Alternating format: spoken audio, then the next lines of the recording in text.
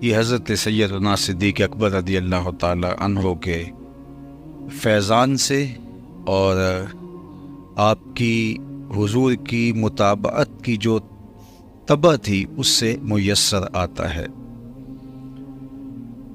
اللہ کے محبوب علیہ السلام پر جب پہلی وحی نازل ہوتی ہے تو ظاہر ہے پہاڑوں پر بھی اگر یہ قرآن نازل ہوتا تو وہ بھی ریزہ ریزہ ہو جاتے، چٹانیں بھی اس کو سہار نہ پاتے، سمندروں کے کلیجے بھی شک ہو جاتے۔ یہ تو حضور کا قلب اطہر تھا جو اس کو سہار جاتا ہے، لیکن ایک کیفیت ہے جو حضور کے اوپر طاری ہے۔ آپ کو سردی لگ رہی تھی تو گھر تشریف لائے اور فرمایا خدیجہ زملونی، مجھے چادر اڑا دیجئے، اور آقا کریم نے اس وقت جو کیفیت تھی اس کو بیان کیا۔ تو ام المومنین نے برجستہ حضور علیہ السلام کو تسلی دیتے ہوئے، حضور کو تشفی دیتے ہوئے عرض کیا کلا واللہ لا یخزیک اللہ ابدا انک لتصل الرحم وتحمل الکلہ وتکسب المعدوم وتقری الضیف وتصدق الحدیث وتعین علی نوائب الحق۔ انہوں نے کہا کہ آپ کا رب آپ کو کبھی بھی تنہا نہیں چھوڑے گا، آپ کی آبرو پر عزت پہ حرف نہیں آنے دے گا۔ کیوں؟ اس لیے کہ آپ کا وصف نمایاں یہ ہے کہ آپ صلہ رحمی کرتے ہیں۔ آپ جس کا کوئی بوجھ اٹھانے والا نہیں اس کا بوجھ آپ اٹھاتے ہیں، جس کا کوئی کمائی کرنے والا نہیں اس کی ضرورتوں کی تکمیل آپ کرتے ہیں۔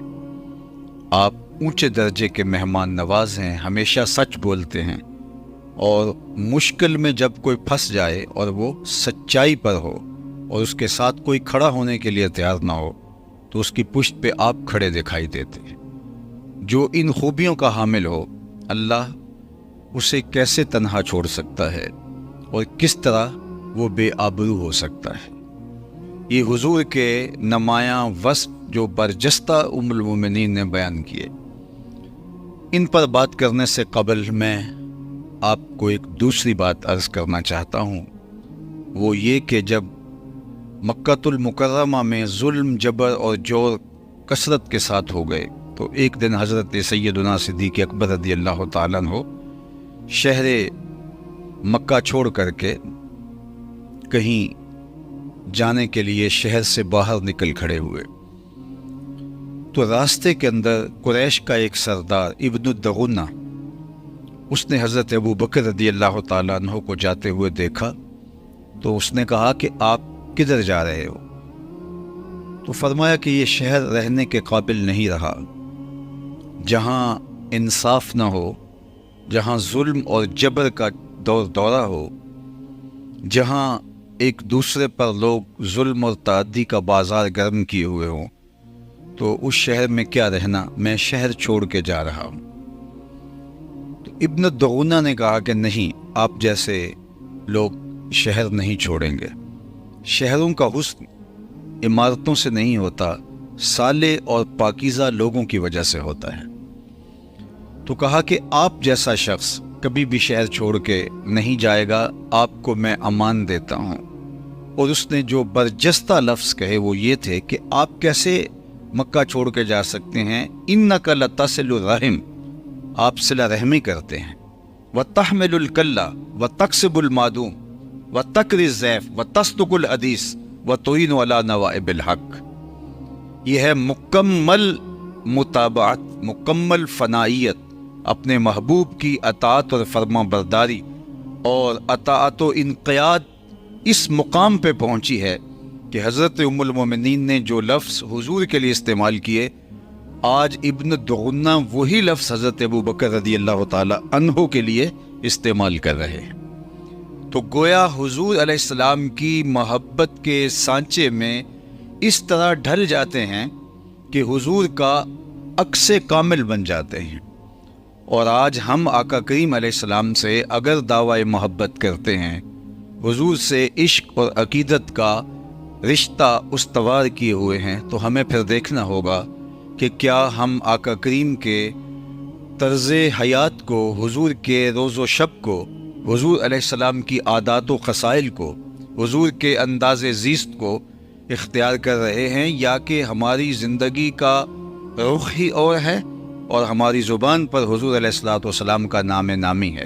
چند مظاہر محبت کو ادا کر کے حضور کی زندگی، سیرت، حضور کی متابعت، تابعداری، فرما برداری، اس سے کلیتاً اجتناب کر لیا جائے، اور دعویٰ عشق صرف چند مظاہر محبت کے ظہور سے اور اظہار سے ہم دعویٰ کرتے ہیں، اور یہی ہمارا مزاج بن گیا ہے۔ آپ ذرا دیکھیے کہ جو وصف حضور علیہ السلام کے ام المومنین نے بیان کیے، وہی وصف ابن دغنہ نے حضرت سیدنا صدیق اکبر رضی اللہ تعالی عنہ کے بیان فرمائے۔ تو یہ ہماری زندگی اس بات کی متقاضی ہے، اگر آقا کریم علیہ الصلوۃ والسلام سے ہم محبت کرتے ہیں تو ان کی سیرت کے رنگ ہماری زندگی کے اندر یوں گہرے ہونے چاہیے۔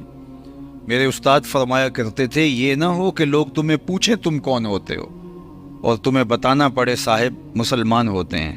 آپ فرمایا کرتے تھے، نہ تجھے بتانے کی نوبت آئے اور نہ کسی کو پوچھنے کی حاجت، تیری وضاحت، طرز زندگی، انداز معاشرت اور تیری نشست و برخاست ایسی ہونی چاہیے کہ تم دور سے چلے آ رہے ہو، لوگ کہیں وہ دیکھو حضور کا غلام آ رہا ہے۔ تیرا نقشہ بتائے، تیرا انداز تکلم بتائے، تیری گفتگو اور تیرے لہجے سے یہ بات عیاں ہو کہ تو حضور علیہ السلام کا غلام ہے۔ اب یہ نقشہ آپ دیکھیے کہ حضرت سیدنا صدیق اکبر رضی اللہ تعالی عنہ حضور کی متابعت کے اندر، حضور کی فرما برداری کے اندر کس طرح حضور علیہ الصلوۃ والسلام کا عکس بنے ہوئے ہیں، کہ برجستہ وہی لفظ ان کے لیے ایک قریش کا سردار بیان کر رہا ہے۔ اس لیے مجھے اور آپ کو اس سانچے کے اندر ڈھل جانا ہوگا۔ چوں بنا میں مصطفیٰ خانم درود، از خجالت آپ می گردد وجود، عشق می گوید کے محکوم غیر، سینہ تو از بتا مانند دیر، تا نداری از محمد رنگ و بو، از زبان خود میالہ نام ہو۔ اقبال کہتے ہیں، اگر وہ رنگ و بو، وہ ان کی سیرت تیری زندگی میں نہیں اتری تو پھر اپنی زبان سے ان کا نام میلا نہ کرنا، اپنے آپ کو اس رنگ کے اندر رنگنا ہوگا۔ یاری لا تو پاک نبی سنگ، اے پر پوری یاری، پھر درود قبول ہے تیرا لکھ نہ لو ایک واری۔ تو تمہارا طرز زندگی بتائے کہ تم حضور کے غلام ہو، تم حضور کے عاشق ہو۔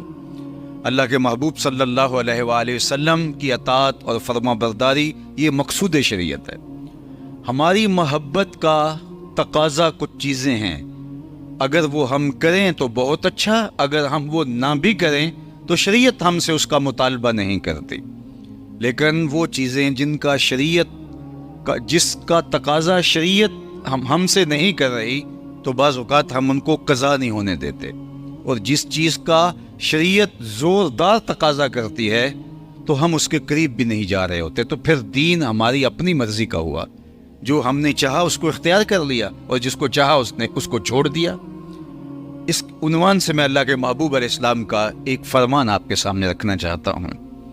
ایک دن اللہ کے محبوب علیہ السلام نے وضو کیا اور صحابہ وضو کا پانی زمین پہ نہیں گرنے دے رہے، وہ کسی کے ہاتھوں میں آتا ہے اور پھر وہ حضور کے اعضائے نور کی اترن، حضور کا غسالہ نور، حضور کے وضو کا پانی وہ اپنے چہروں پہ مل لیتے ہیں، اور جسے وہ پانی میسر نہیں آتا وہ کسی کے گیلے ہاتھوں سے ہاتھ رگڑ کے اپنے چہروں پہ مل لیتے ہیں۔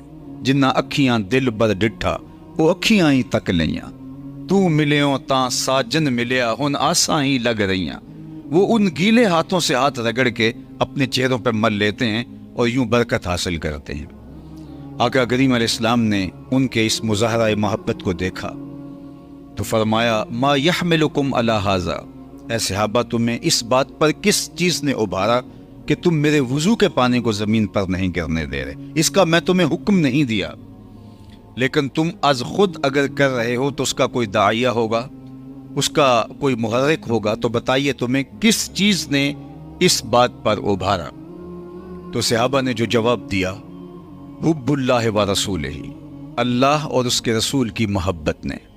اللہ اکبر۔ ہر کام کے لیے حکم ہی لازم نہیں ہوتا، محبت کے اپنے بھی تقاضے ہوتے ہیں۔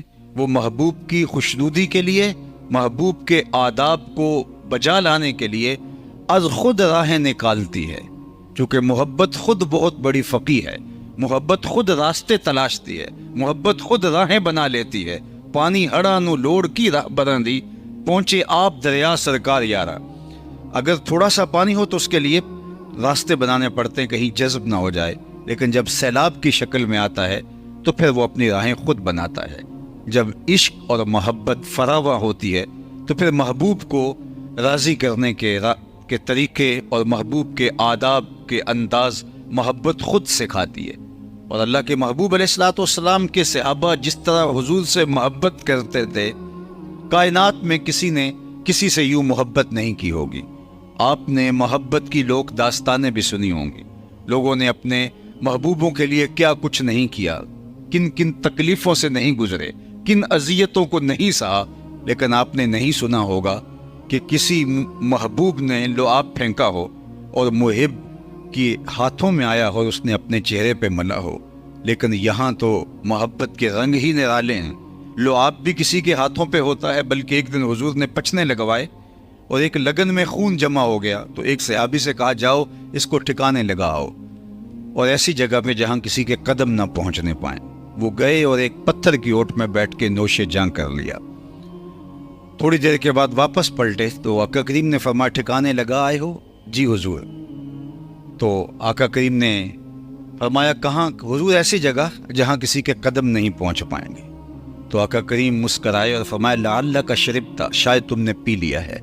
کالا نام، جی حضور میں نے سمجھا کہ ایسا مشروب کہاں ملے گا، اگر میرے خون میں حضور کا خون شامل ہو جائے تو پھر اور کیا چاہیے۔ اللہ اکبر! یار جس کے خون میں حضور کا خون شامل ہو جائے وہ تو اللہ جل شانہ کی خاص رحمتوں کا حقدار ہو جائے۔